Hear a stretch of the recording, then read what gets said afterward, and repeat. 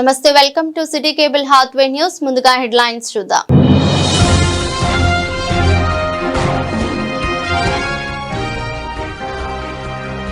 పర్యటనకు వచ్చిన ప్రోటోకాల్ పాటించని అధికారులు, తీవ్ర అసహనం వ్యక్తం చేస్తున్న Peddapalli MP.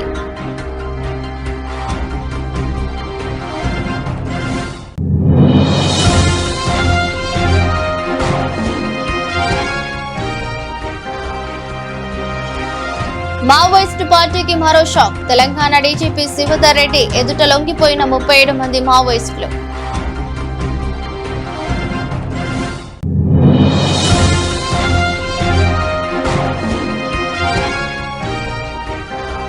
Karimnagar sun rise ఆసుపత్రి ఫైట్ ఫర్ బెటర్ సొసైటీ నేతృత్వంలో తబిత ఆశ్రమ పిల్లలకు ఉచిత వైద్య శిబిరం.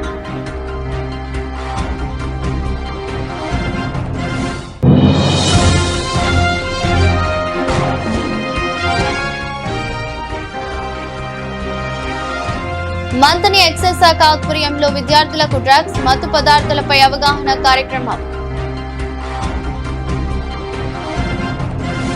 ఆయన ఒక ప్రజాప్రతినిధి. సాధారణంగా ఓ నియోజకవర్గ ఎమ్మెల్యే వస్తేనే అధికారులు హంగులు ఆర్భాటాలు చేస్తుంటారు. అదే 7 నియోజకవర్గాలకు ప్రాతినిధ్యం వహిస్తున్న ప్రజాప్రతినిధి వస్తే ఇంకెలా ఉంటుంది? కానీ పెద్దపల్లి ఎంపీ గడ్డం వంశీకృష్ణకు అంతటి గౌరవం కానీ మర్యాదలు గాని ఏవి దక్కడం లేదు. ఎప్పుడు నియోజకవర్గ పర్యటనకు వచ్చినా సాదాసీదా వ్యక్తిగానే రావాల్సిన పరిస్థితి కనపడుతుంది.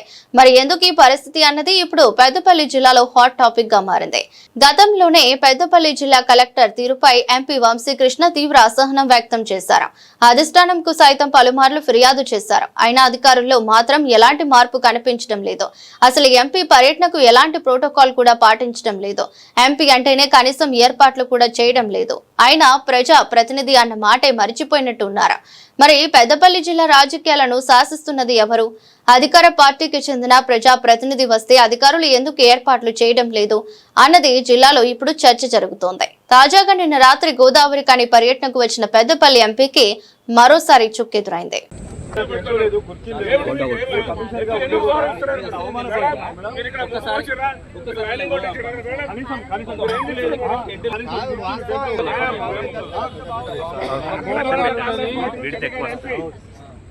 అట్లా మేడం, మీ ప్రాంతము ఒక ఎంపీ గారు వస్తే కనీసం మీకు మర్యాద అడవి ప్రాంతం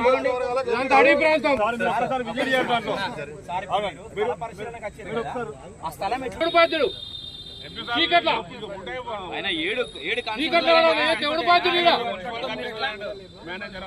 దూరంగా ఇంత భయం లేదు మీకు అధికారులకు. ఎంపీ అంటే పాములు ఉంటాయి, పెడుతున్నారు. ఇది ప్రొహిబిటెడ్ ఏరియా.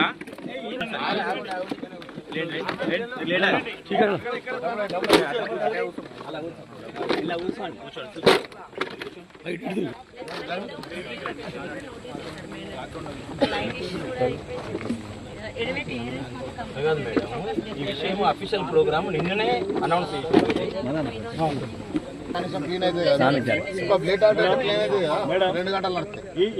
లేదు మేడం. వచ్చింది ఇప్పుడు విజిట్ కు అఫీషియల్ టూరు మరి కనీయకుండా ఈ ముగ్గు అయితే పైసలు తను ఎంపీ అయిన దగ్గర కూడా మేము చూస్తా ఉన్నాము.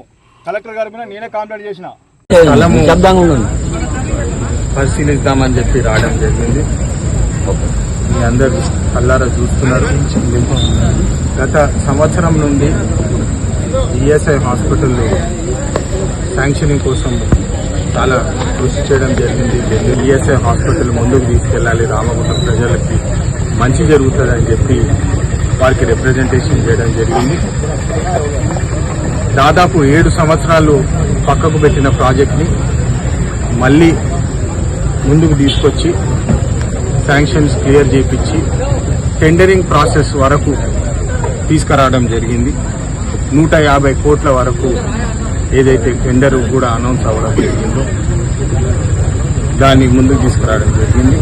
దాని తర్వాత ఫాలోఅప్ చేస్తుంటే ఏ ఒక్క అధికారి ఈ ప్రాజెక్టు మీద మాట్లాడటం లేదు. మీరు గతంలో కూడా చూసినారు. కలెక్టర్ గారి దగ్గర తీసుకుపోయి ఈఎస్ఐ వివరాలు అడిగితే, ఎయిర్పోర్ట్ వివరాలు అడిగితే సరిగా ఇవ్వకపోవడం జరిగింది. మళ్ళీ ఈరోజు నిన్న ఉదయాన షెడ్యూల్ కూడా రిలీజ్ చేయడం జరిగింది. ఈఎస్ఐ అఫీషియల్స్కి మరియు కలెక్టర్ ఆఫీస్కి ఇక్కడ విజిట్ జరుగుతుంది. ఈఎస్ఐ హాస్పిటల్ స్టేటస్ ఏముంటుంది, లొకేషన్ పాయింట్ ఆఫ్ వ్యూ, ఎందుకంటే ఇప్పుడు పార్లమెంట్ సమావేశాలు మొదలవుతున్నాయి డిసెంబర్ 1 నాటి నుంచి. మళ్ళీ ఈ ప్రాజెక్ట్ని ముందుకు తీసుకెళ్లాలంటే స్టేటస్ ఏంది, ల్యాండ్ స్టేటస్ ఏంది, టెండర్ స్టేటస్ ఏంది అని చెప్పి వివరాలు కూడా అడగడం జరిగింది. పర్సనల్గా వచ్చి ఆన్ గ్రౌండ్ చూద్దామని చెప్తే మీరు చూస్తున్నారు ఇప్పుడు అసలు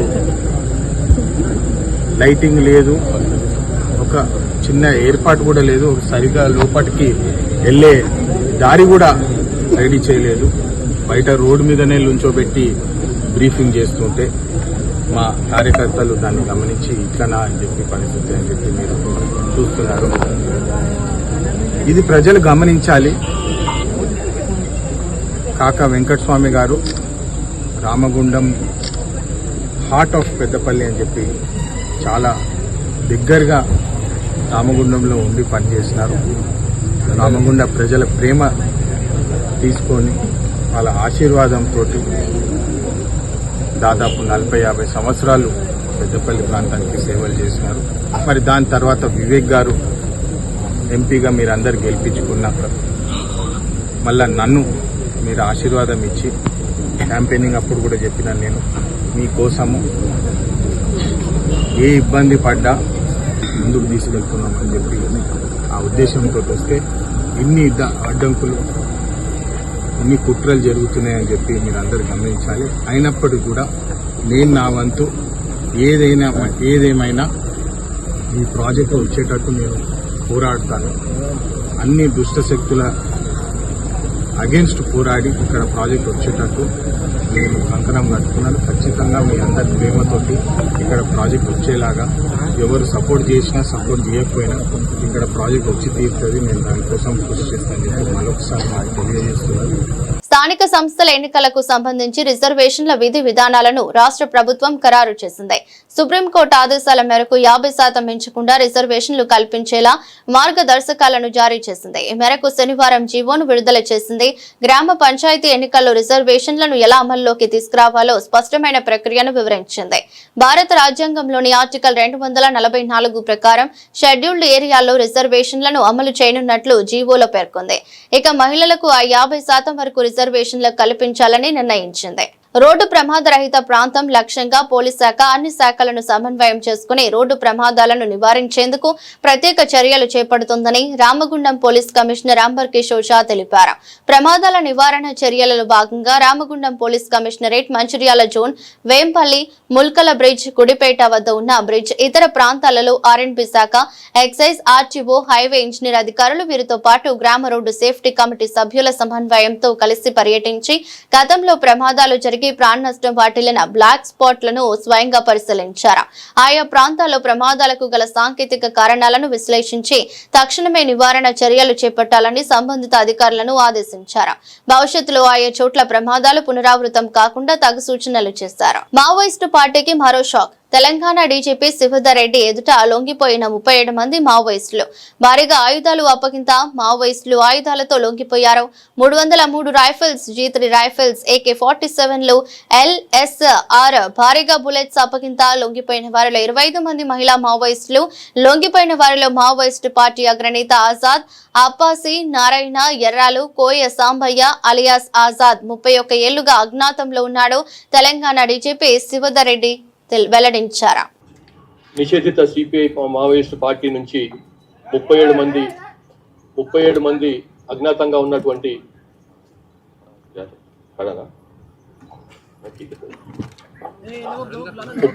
అజ్ఞాతంలో ఉన్నటువంటి 37 మంది సిపిఐ మావోయిస్టు పార్టీకి చెందినటువంటి వాళ్ళు పార్టీ నుంచి బయటకు వచ్చి ప్రభుత్వం ముందర ఆత్మసమర్పణ చేసుకున్నారు. ఈ 37 మందిలో 3 రాష్ట్ర కమిటీ హోదా ఉన్న వాళ్ళు, అందులో 2 తెలుగు వాళ్ళు, మిగిలిన వాళ్ళందరూ కూడా ఛత్తీస్గఢ్ రాష్ట్రానికి చెందిన వాళ్ళు. ఇందులో ఖమ్మం డివిజనల్ కమిటీకి చెందినటువంటి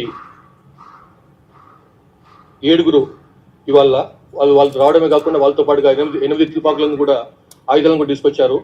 అందులో ఒక AK-47, 2 SLRలు, 4.303 తుపాకులు మరియు ఒక G3 తుపాకి కూడా ఉంది. ప్లస్ ఈ మిగతా డిఫరెంట్ క్యాలిబర్స్ చెందినటువంటి వివిధ క్యాలిబర్లకు చెందినటువంటి 346 తూటాలు కూడా ఉన్నాయి.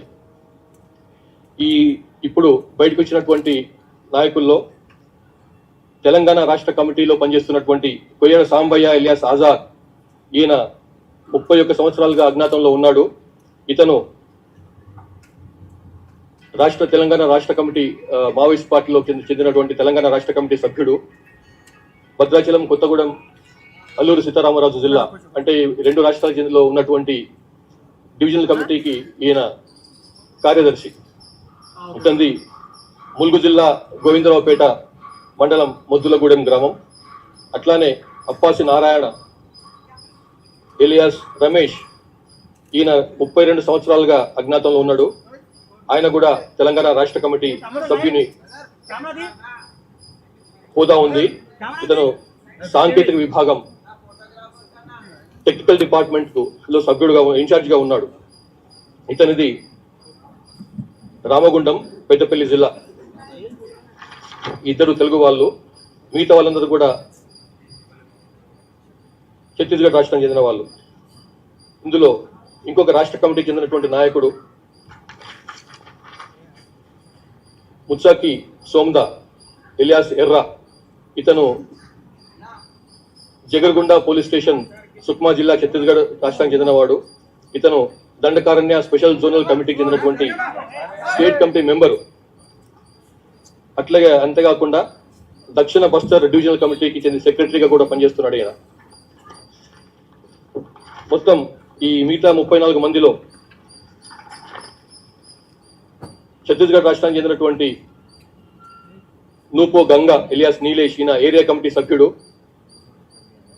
మడవి సుక్క, ఈమె బండి ప్రకాష్ ప్రొడక్షన్ టీం సభ్యుడు ఈయన. కర్ణం మోటు ఖమ్మం డివిజనల్ కమిటీకి చెందిన ఆయన. ఇట్లా మొత్తం 34 మంది ఉన్నారు. పేర్లు చదవమని చదువుతాను, మీకు ఆల్రెడీ మీకు ఇచ్చిండు కాబట్టి పేర్లు చదువు అవసరం లేదనుకుంటున్నాను. ఇక్కడ ఉంది.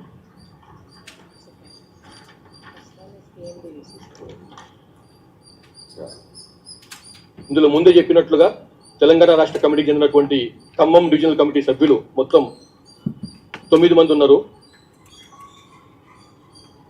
వీళ్ళు 8 తుపాకులను మన పోలీసులకు అప్పగించారు, అలాంగ్ విత్ 346 అమ్యునిషన్. అట్లాగే దక్షిణ Bastar divisional committee DBC Dandakaranya special zonal కమిటీకి చెందినటువంటి వాళ్ళు ఒక 22 మంది ఉన్నారు. వాళ్ళు కూడా ఇవాళ పార్టీ నుంచి బయటకు వచ్చేసి ప్రభుత్వం ముందర జీవన స్రవంతులు కలిసేందుకని చెప్పి బయటకు వచ్చింది. సో ఇందులో ఒకసారి వాళ్ళ అబ్స్ట్రాక్ట్ కాడర్ పరంగా అబ్స్ట్రాక్ట్ చూస్తే తెలంగాణ స్టేట్ కమిటీలో పనిచేస్తున్నటువంటి వాళ్ళు 2 స్టేట్ కమిటీ మెంబర్లు, ఒక ఏరియా కమిటీ మెంబరు, 9 మంది తెల సభ్యులు, మొత్తం 12 మంది. సౌత్ బస్తర్, దక్షిణ బస్తర్ చెందినటువంటి వాళ్ళలో ఒక state committee member, 2 divisional committee మెంబర్లు, 7 ఏరియా కమిటీ మెంబర్లు, 13 మంది పార్టీ మెంబర్లు ఆబ్లిక్ దళ సభ్యులు, మొత్తం 23 మంది. అట్లాగే PLGA బెటాలియన్ చెందినటువంటి ఒక డివిజనల్ కమిటీ సభ్యుడు, ఒక ఏరియా కమిటీ సభ్యుడు, మొత్తం కలిస్తే 2. కరీంనగర్ సన్ రైజ్ ఆసుపత్రి ఆధ్వర్యంలో ఫైట్ ఫర్ బెటర్ సొసైటీ నేతృత్వంలో రామగుండం తబితా ఆశ్రమంలో శుక్రవారం రోజున చేపట్టిన ఉచిత మెగా వైద్య శిబిరం ఏర్పాటు చేయడం జరిగిందని ఫైట్ ఫర్ బెటర్ సొసైటీ అధ్యక్షులు మద్దెల దినేష్ పేర్కొన్నారు. కార్యక్రమానికి ముఖ్య అతిథులుగా బీఆర్ఎస్ రాష్ట్ర యువనేత కౌశిక హాజరై ఆశ్రమ పిల్లల ఉచిత వైద్య శిబిరాన్ని ప్రారంభించి అనంతరం మాట్లాడుతూ కరీంనగర్ సన్ రైజ్ ఆసుపత్రి ఆధ్వర్యంలో ఫైట్ ఫర్ బెటర్ సొసైటీ అధ్యక్షులు మద్దెల దినేష్ నేతృత్వంలో ఉచిత వైద్య శిబిరం నిర్వహించడం అభినందనీయమని, ఆరోగ్యమే మహాభాగ్యమని, చలికాలంలో పిల్లలందరూ జాగ్రత్తగా వైద్యుల సలహాల మేరకు ఉండాలని, ఆరోగ్యంగా ఉంటేనే మీరు కష్టపడి చదువుకొని మీరు అనుకున్న లక్ష్యాలను చేరుకుని నేటి పిల్లల రేపటి మేధావులుగా తయారవుతారని వారన్నారు. కరీంనగర్ వారి సన్ రైజ్ హాస్పిటల్ నేతృత్వంలో సబితా ఆశ్రమంలో పిల్లలందరికీ ఉచిత హెల్త్ క్యాంపు ఏర్పాటు చేయడం జరిగింది. ముఖ్యంగా ఈ హెల్త్ క్యాంప్ సంబంధించి దీనికి సంబంధించినటువంటి ఇన్ఛార్జ్ రాజేంద్ర అన్న గారు, అదేవిధంగా తిరుపతి అన్న గారికి తెలియజేయడంతో వారు మేనేజ్మెంట్ తో మాట్లాడి ఖచ్చితంగా మేము రామగుండం సబితా ఆశ్రమంలో ఏర్పాటు చేస్తామని ఈ రోజు మనకు టైం ఇచ్చి ఈరోజు ఈ కార్యక్రమానికి ఏర్పాటు చేయడం జరిగింది. మేనేజ్మెంట్ కు ప్రత్యేక ధన్యవాదాలు తెలియజేస్తా ఉన్నాం.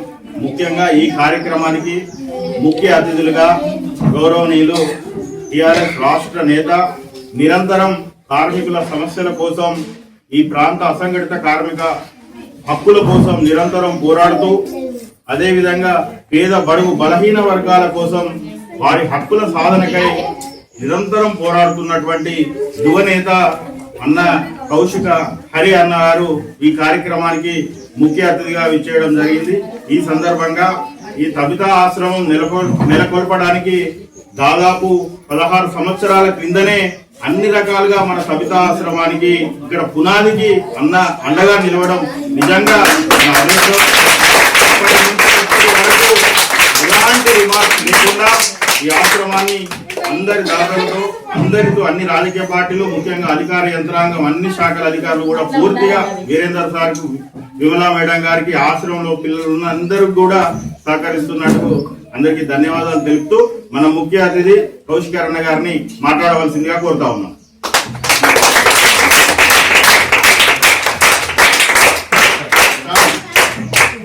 అందరికీ నమస్కారం. ఈరోజు రామగుండంలోని సబితా ఆశ్రమం వద్దకు రావడం జరిగింది. మా మిత్రుడు అద్దల దినేష్ గారు మమ్మల్ని ఆహ్వానించారు.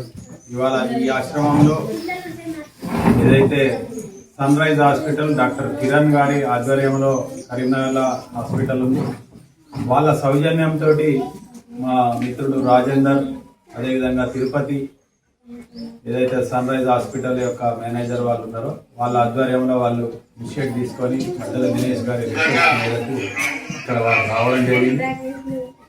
వారికి ప్రత్యేకమైన కృతజ్ఞతలు చెప్తా ఉన్నాం. అదేవిధంగా మా వీరేందర్ గారు సబితా ఆశ్రమం ఏదైతే నెలకొల్పిండో గత 16 సంవత్సరాల క్రితం అనేక కష్ట నష్టాలు, ఆయన బాధ అప్పటిది చెప్తే ఇక అది ఇప్పుడు చాలాసేపు చెప్పాల్సి వస్తుంది. అనేక మంది ఇబ్బంది పెట్టి ఇక్కడ పెట్టకూడదని చెప్పేసి ఆయనతో పాటు ఒక 7-8 మంది మిత్రులు ఉండే, వారందరి సహకారంతో పెట్టడం జరిగింది. ఇక ఆయన జీవితం అంతా కూడా దీనికే దారాకొసి బాగా కష్టపడి దీన్ని స్థాయికి తీసుకురావడం జరిగింది.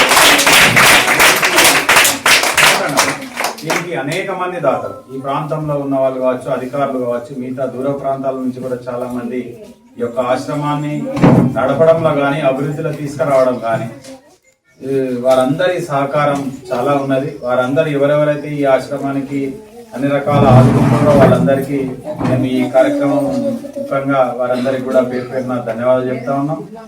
తప్పకుండా మా మధ్యలో దినేష్ గారు మమ్మల్ని వాళ్ళు ఆహ్వానించి, మా దినేష్ కూడా ఈ ప్రాంతంలో ఒక మంచి నాయకునిగా, ఒక వ్యక్తిత్వం గల నాయకునిగా ఇక్కడ ఉన్నటువంటి అనేక సమస్యల పట్ల అవగాహన పెంచుకొని వాటికి ఫిజికల్ గా కొట్లాడతాడు, న్యాయపరంగా కొట్లాడతాడు, అన్ని రకాల కొట్లాడుతూ ఈ ప్రాంత అభివృద్ధిలో వారి యొక్క ఆకాంక్ష ఇంకా గణనీయంగా ముందుకు పోవాలని చెప్పేసి, వారి సేవలు కూడా ఈ ప్రాంతంలో ఉండాలని చెప్పేసి ఏదైతే వీరేందర్ గారు చేస్తున్నటువంటి శ్రమను మాత్రం మనం ఎంత చెప్పినా తక్కువ. అయితే ఇట్లాంటి వారికి సహకారం అందిస్తున్నటువంటి దాతలు కూడా ముఖ్యంగా ఈ రోజు వారు తిరుపతి గారి ఆధ్వర్యంలో, రాజేందర్ గారి ఆధ్వర్యంలో ఇక్కడికి రావడం జరిగింది.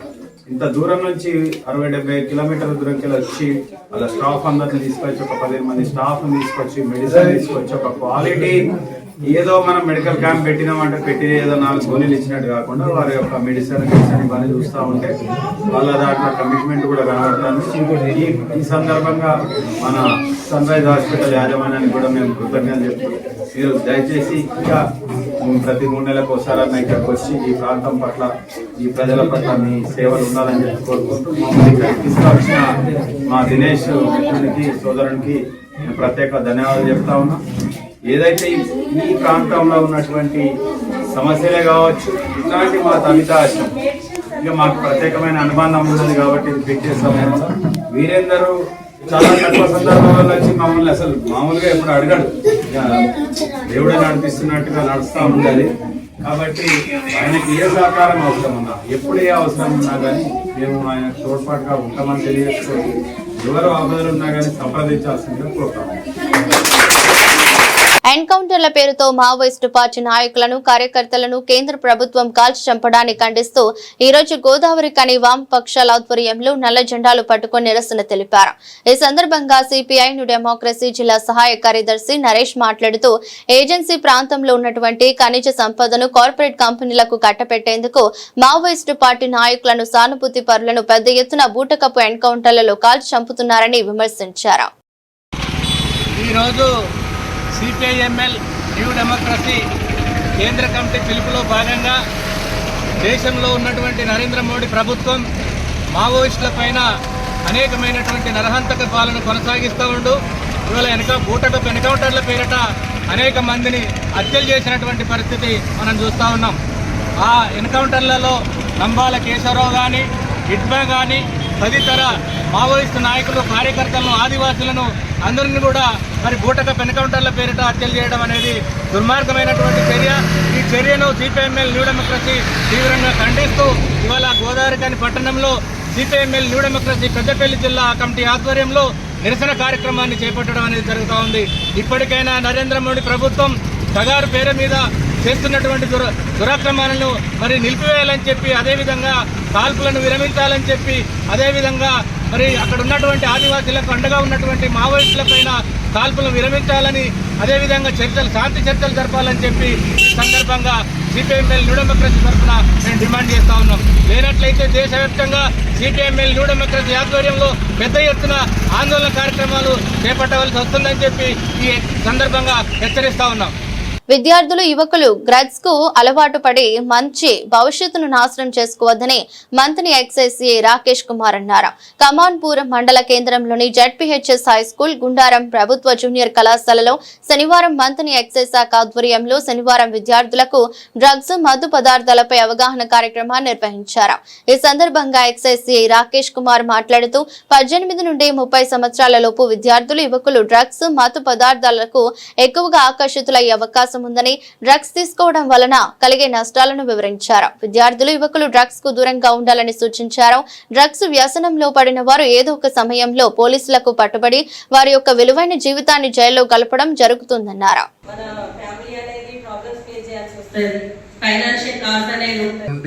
కొంచెం ఇంటర్మీడియట్ రాగానే పెద్దోళ్ళమైన అనుకుంటాం, అనేక రకాల ఉత్సాహాలు ఉంటాయి మనకి. ఈ టైంలో పట్ట ఏదన్నా మనకు అలవాటు అయింది అని అంటే అది మంచి అలవాట్లు చేసుకుంటే అవి లైఫ్ లాగా ఉంటాయి. చెడ్డ అలవాట్లు చేసుకుంటే మనం జీవితాంతం కష్టపడుతూనే ఉంటాం. మనమే కాదు, మన తల్లిదండ్రులు కూడా కష్టపడతారు. అందుకోసం అని చెప్పేసి మనం ఈ టైం చాలా క్రూషియల్గా వాడుకొని మంచి అలవాట్లు చేసుకోవాలా. మంచి ఫోకస్ ద్వారా చదివి మంచి కాలేజీలో సీట్ కొట్టుకోవాలా. ఈ టైంలో పట ఈ సినిమాల ప్రభావం అయితేంది, వేరే రకంగా కొంచెం అటు ఇటు అందుబాటులో ఉండడం వల్ల అయితేంది, కొంతమంది మన దగ్గర లేదు అని సిటీస్ లోపల అలవాటు పడుతున్నారు వాళ్ళకి తెలియకుండానే. అది ఒక్కసారి డ్రగ్స్కి అలవాటు పడ్డారంటే ఆ జీవితం మొత్తం, వాళ్ళ జీవితం మొత్తం పాడైపోయింది. వాళ్ళ కుటుంబం కూడా అనేక రకాల కష్టాలకు గురవుతుంది. ఒకసారి డ్రగ్స్కి అలవాటు పడితే మన శారీరకంగా కూడా మొత్తం వీక్ అయిపోతాం. మనం ఏం పని చేయడానికి పనికిరాము. ఆ అడిక్షన్ వలన మనము మొదట అడిక్షన్కి లోనై తర్వాత నేరస్తులుగా మారి తర్వాత సప్లయర్స్గా మారి జైళ్ళలో ఉండడము, ఏం చేసినా కానీ అది ఒక లైఫ్ స్పాయిల్ అయిపోయినట్టే. కాబట్టి 4 లేబర్ కోడ్ల అమలును వెంటనే నిలిపివేయాలని పలు కార్మిక సంఘాల ఆధ్వర్యంలో ఆందోళన.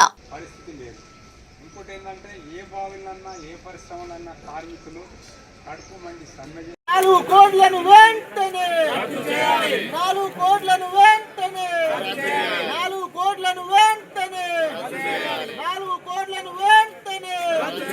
బీజేపీ ప్రభుత్వం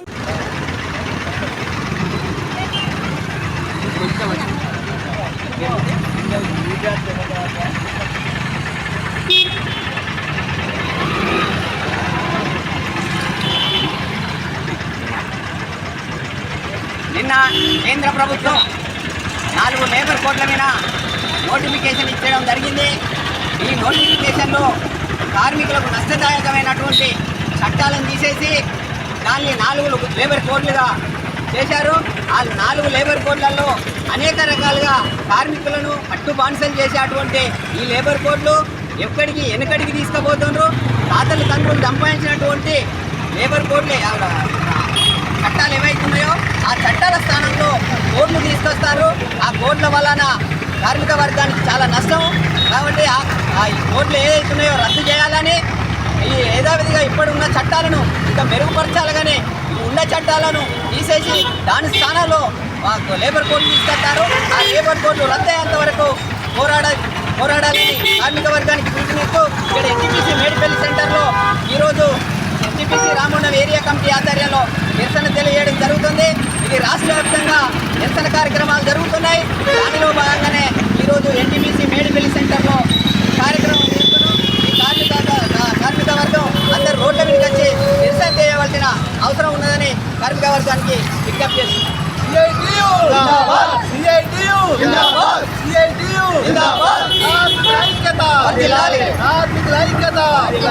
భారత కార్మిక వర్గం పైన కత్తి గదా వేలాడినట్టుగా ఈ లేబర్ కోడ్లను భారతదేశ కార్మిక వర్గంపై మోపింది. వీటి వ్యతిరేకంగా భారతదేశ కార్మిక వర్గం అంతా కూడా ఈనాడు నిరసన తెలుపుతా ఉన్నది. మోడీ ప్రభుత్వం అత్యంత నిరంకుశంగా ప్రవేశపెట్టినటువంటి ఈ లేబర్ కోడ్లను తక్షణమే రద్దు చేయాలనేసి ఈ సందర్భంగా డిమాండ్ చేస్తూ ఉన్నాం. భారత కార్మిక వర్గం అంతా కూడా ఈ లేబర్ కోడ్లకు వ్యతిరేకంగా పోరాటాలు నిర్వహించాలని, లేబర్ కోడ్లు రద్దయ్యేంత వరకు తమ పోరాట శక్తిని ప్రదర్శించాలని ఈ సందర్భంగా భారత కార్మిక వర్గానికి టీసీఐ విజ్ఞప్తి చేస్తూ ఉన్నది. గత 12 సంవత్సరాల నుంచి అధికారంలో ఉండి కార్మికులను కట్టుబాలుగా వెట్టి చాకిరి చేపించడానికి 12 గంటల పని విధానాన్ని తీసుకొచ్చి 4 లేబర్ కోడ్లను తీసుకొచ్చి బడా పెట్టుబడిదారులకు, బడా కార్పొరేట్ సంస్థలకు, గుత్తా పెట్టుబడిదారులకు ఊడిగం చేసే విధంగా ఈ యొక్క నరేంద్ర మోడీ ప్రభుత్వం పనిచేస్తుంది.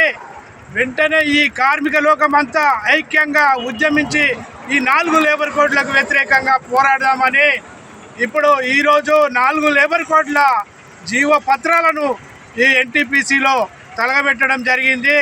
కాబట్టి ఈ యొక్క కార్మికులందరూ ఐక్యంగా ఉద్యమించి ఈ 4 లేబర్ కోడ్లను వెనుకగొట్టే విధంగా చర్యలు తీసుకోవాలని ఆజీవన్ జీఎం కార్యాలయ సమావేశ హాల్ నందు ఎస్&పీసీ డిపార్ట్మెంట్ నందు ప్రైవేట్ సెక్యూరిటీ గార్డ్ కొరకు డ్రా సిస్టమ్ లాటరీ ద్వారా ఎంపిక కొరకు లాటరీ నిర్వహించారు. ఇది కార్యక్రమం పర్చేజ్ డిపార్ట్మెంట్ RG1 ఆధ్వర్యంలో పరిశీలన ఎంపిక committee SO2 GM Shri Chandrashekar, purchase DY SC Bhima మరియు V Suresh Kumar, DGM finance Dhanalakshmibai అధికారుల సమక్షంలో నిర్వహించడం జరిగింది. ఈ సందర్భంగా SO2 GM చంద్రశేఖర్ తెలియజేస్తూ ఎస్&పీసీ డిపార్ట్మెంట్ నందు ఖాళీలుగా ఉన్న 41 మంది ప్రైవేట్ సెక్యూరిటీ గార్డ్స్ ఎంపికల నిమిత్తం 3 సంవత్సరాల కాల వ్యవధి ప్రతిపాదిక కొరకు టెండర్ ఎంపికలు పూర్తి పారదర్శకంగా నిర్వహించడం జరిగిందని, ఇందులో విన్నర్ గా ఒకరు నిలవగా స్టాండ్ బై 3 ఎంపిక చేయడం జరిగిందని తెలిపారు. పెద్దపల్లి జిల్లాలో సదరం UDID క్యాంపులు ప్రతి నెల పారదర్శకంగా జరుగుతున్నాయని DRDO కాలిందని తెలిపారు. నవంబర్ షెడ్యూల్ ప్రకారం 26వ తేదీన శారీరక దివ్యాంగులు, 28వ తేదీన చెవిటివారు, 29వ తేదీన దృష్టిలోపం గల వారికి గోదావరి కని ప్రభుత్వ ఆసుపత్రిలో క్యాంపులు నిర్వహిస్తామని తెలిపారు. నమోదు చేసుకున్న వారు అన్ని పత్రాలతో హాజరు కావాలని, మధ్యవర్తులు డబ్బు డిమాండ్లు ఉంటే కలెక్టర్ కార్యాలయానికి తెలియజేయాలని ఆమె సూచించారు. రామగిరి మండలం 8వ కాలనీలో భాస్కర్రావు నగర్ లో నివసించే బండారి శ్రీనివాస్ 12/11/2025న మరణించగా శ్రీనివాస్ నేత్రాలను సదాశివ ఫౌండేషన్ ఆధ్వర్యంలో సేకరించారు.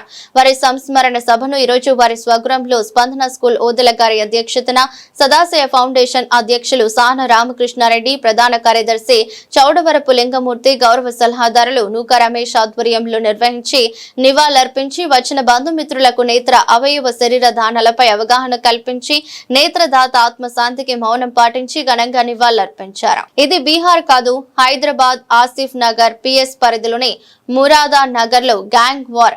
నడి రోడ్డుపై హల్చల్ చేస్తూ కర్రలతో దాడి చేసుకున్న 2 గ్యాంగ్లు. కేసు నమోదు చేసి దర్యాప్తు చేస్తున్న ఆసిఫ్ నగర్ పోలీసులు.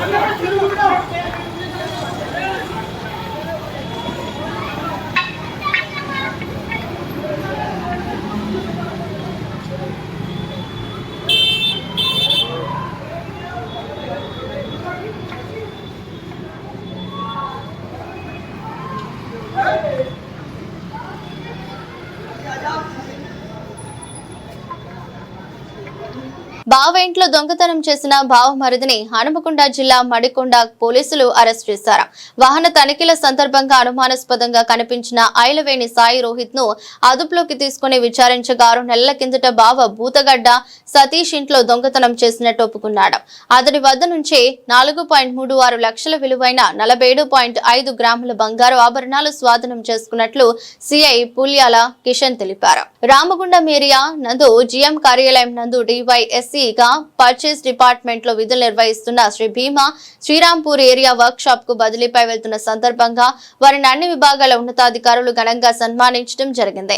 ఈ సందర్భంగా జిఎం శ్రీ డి లలిత్ కుమార్ గారి చేతుల మీదుగా వారిని సన్మానించి పూల బొకే అందజేసి వారికి ట్రాన్స్ఫర్ రివీలింగ్ ఆర్డర్ ఇవ్వటం జరిగింది. RG1లో కీలకమైన డివైఎస్సీగా పర్చేస్ గా వారు చేసిన పనులను RG1 GM Shri D Lalit Kumar మరియు ఏరియా అధికారులు కొనియాడారు. వారు పర్చేస్ నందు టెండర్స్, కొనుగోలు, అమ్మకాలు, లావాదేవీల నందు వారు తీసుకున్న నిర్ణయాలు అంకిత భావంతో ప్రత్యేక శ్రద్ధ వహించి కంపెనీకి ఎంతో కృషి చేశారని కొనియాడారు. మహిళా అసిస్టెంట్ పైలట్ పై ఓ పైలట్ అత్యాచారానికి పాల్పడ్డాడు. ఈ ఘటన బేగంపేట్ పోలీస్ స్టేషన్ పరిధిలో కేసు నమోదైంది. తెలిసిన వివరాల ప్రకారం విమానయాన సంస్థలో పనిచేస్తున్న యువతిపై పైలట్ అత్యాచార యత్నం చేశాడు. ఈ సంఘటన కర్ణాటక రాష్ట్రం బెంగళూరులో జరిగింది. హైదరాబాద్ లోని బేగంపేట పోలీస్ స్టేషన్ లో బాధితురాలు ఫిర్యాదు చేశారు. పోలీసులు అతడి కేసు నమోదు చేయడంతో కేసు బెంగళూరులోని హలసూరు పోలీస్ స్టేషన్ కు బదిలీ చేశారు. వార్తలు ముగించే ముందు మరోసారి హెడ్లైన్స్.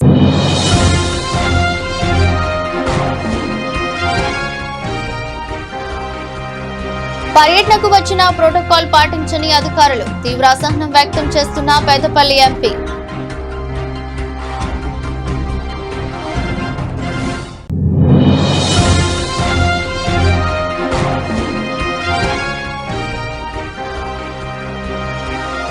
మావోయిస్టు పార్టీకి మరో షాక్. తెలంగాణ డీజీపీ శివధర్ రెడ్డి ఎదుట లొంగిపోయిన 37 మంది మావోయిస్టులు.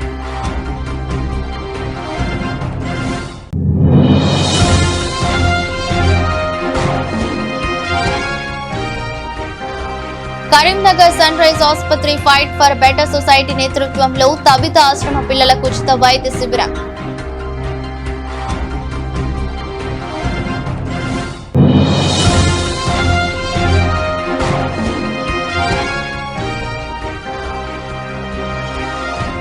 మంతని ఎక్సైజ్ శాఖ ఆధ్వర్యంలో విద్యార్థులకు డ్రగ్స్, మత్తు పదార్థాలపై అవగాహన కార్యక్రమం.